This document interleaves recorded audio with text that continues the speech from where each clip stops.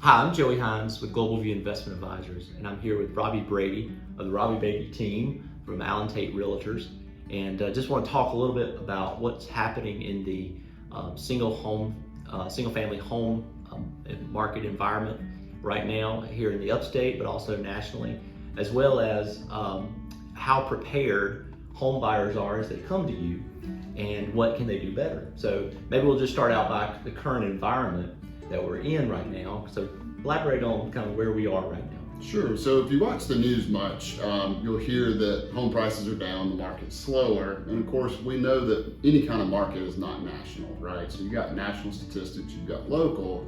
And Greenville certainly does not fit a lot of the bigger major metros around the country. So what we're seeing here is it's still a pretty strong seller's market. And we know the media likes to grab a hold of those statistics. So we measure how many homes are for sale by month's supply of inventory. So during the height of the pandemic, we only had 1.1 months supply of inventory. So that means if every house that was active at that moment and nothing else hit the market, it basically takes 1 month for them to sell. And now we're at a 3.3. So, when you look at that from a percentage, it's a big jump. But 6 or 7 months is a neutral inventory. So we're still a seller's market, and the term that I like is we're normalizing. So things are getting back to a little bit more normal.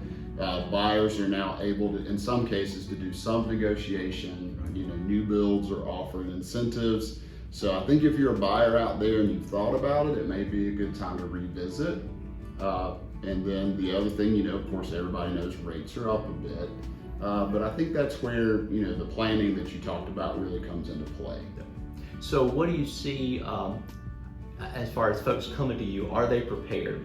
And then what can they do better to prepare to start buying, to go on the market and start buying or searching for the purchase of a home? Okay, and it's different for everybody, whether you're, more mature, maybe you've been in a house a long time. A lot of our boomers out there, have been in a home, and during the pandemic, it's sort of hard to do anything. So I think no matter where you are, to your point, there's pre-planning, right? That can really benefit you financially and also make you really ready to go, because we are competitive still in a lot of parts of our market and price ranges.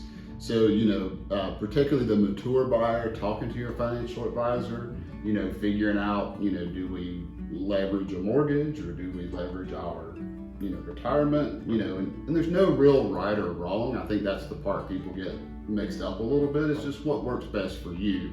So between a good financial advisor, maybe a tax attorney, and definitely a good mortgage lender, and a realtor, you're going to get some good advice, and the team can really help support you. Right. I often see as a financial advisor, folks will sort of react emotionally to the purchase of a house or act emotionally. And so they'll come to us and say, hey, we just got a contract on a house, or we're going to buy a house. And that throws a kink in our financial planning. And so I believe that there definitely needs to be some planning months, if not years ahead of time, before you pull that trigger and start looking for a home. What would you say that people need to know that they don't know before beginning the search for a new home?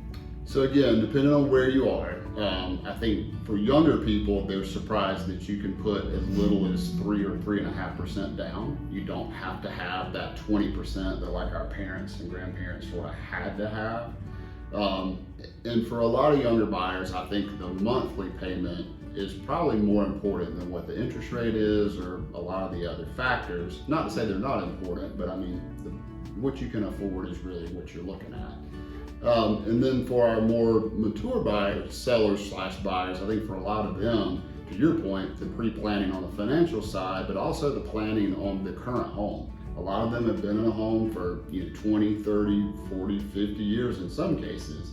And if you built the house or painted it back when, you like what's in it, but these new buyers have a different attitude about what they want. So sometimes spending some money on that property can benefit you greatly. So getting a realtor in and a interior designer in, along with talking with your financial advisor, can really benefit you on the sell and the buy. And then it's also can be a little complicated too on this timing. Do you want to move twice? Do you want to be in a rental? How does that look? So you got to have a good team. I think Right. at the end of the day, that's really the biggest thing, because you don't have to remember everything we talk about today, other than ahead of time, get with the pros and let them guide you through the process. And it seems like in the perfect world, from a financial standpoint, the best of the transaction would be you close on both houses simultaneously, therefore from a financial standpoint things flow smoothly. Yep. That's not always the case. No, and what we found, and the way I like to explain it, is closing dates are very much target dates. They're not set in stone, and there are a lot of moving pieces, particularly if there's a mortgage involved. So delays are common, and again, that's why you need a good professional to really help and guide you, because a lot of people just can't move twice, and it's just not always possible. So we can help. And the other thing we've had really good success with in this market for sellers is some buyers, in order to win the bid, if you will be flexible. Maybe they'll give you short-term occupancy after closing, where you could actually stay in the house for a few months, while either the next house is finished or it closes, or whatever the case may be. And I always like to say, where there are many advisors, there's great success. And I believe that in bringing the team together. And Robby and I have worked with quite a few clients over the years of trying to figure out the best, putting the best package and process together for helping clients navigate through that closing of whether they're buying or selling or both at the same time. So, Robby, I appreciate your time today. Thank you. Happy to do it.